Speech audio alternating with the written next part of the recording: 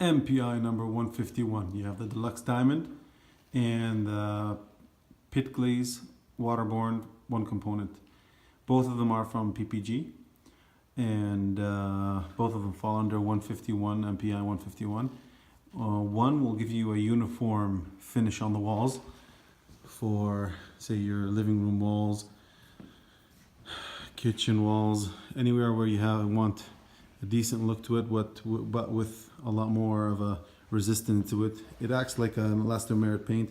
They do have it in interior and exterior.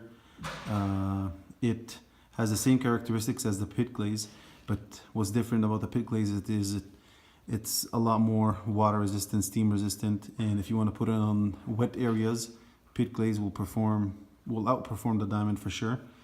But the Pitt glaze doesn't give as a uniform look to it. It doesn't give very kind of a straight look. You will be able to see where you stopped and where you started on every roll, no matter what you thin it with, no matter what, like, you can get it straight from the manufacturer and it'll still give you it's more of a functionality thing.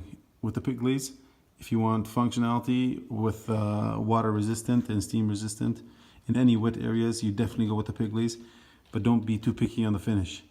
With a diamond, you can be picky on the finish because it will actually perform well.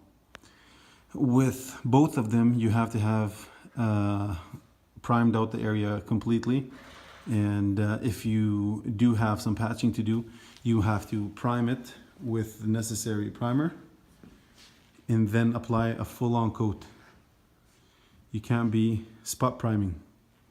Well, with the Pitt glaze, more so, you cannot spot prime at all. You will definitely see every spot prime that you put on there, no matter what you thin it. I usually don't like thinning paint unless you have to use it for cutting around the walls and cutting around. Yes, then go ahead, thin it. But for the surface area of the wall, you never thin it. With the diamond, you can pretty much apply it as it is. The problem with the Pitt glaze is that there's not a lot of people that buy it, so the shelf life on it, it'll stay on the shelf for a lot longer, getting hit by the sun or getting heated up in the winter. So you won't have the same viscosity that you will have with diamond, because I'm pretty sure it's going to be off the shelf a lot faster than the Pitt glaze.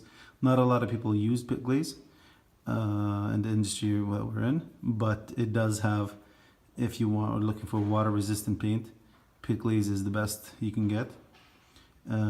It's mostly assigned for washrooms, wet areas, anything where you have a sink, slop sink around it. This will definitely help you out. They both fall under MPI 151, but one does a better job than the other.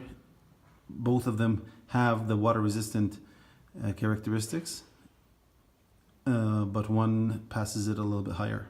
That's the thing with the MPI list that they have online. Both of them will meet criterias, but one more than the other. And as usual, read the MSDS sheets on each one before using it. Both of them have certain levels of carcinogenics in them, and make sure you wear your protective equipment. Don't let it dry on your skin. And that's pretty much it for MPI number 151.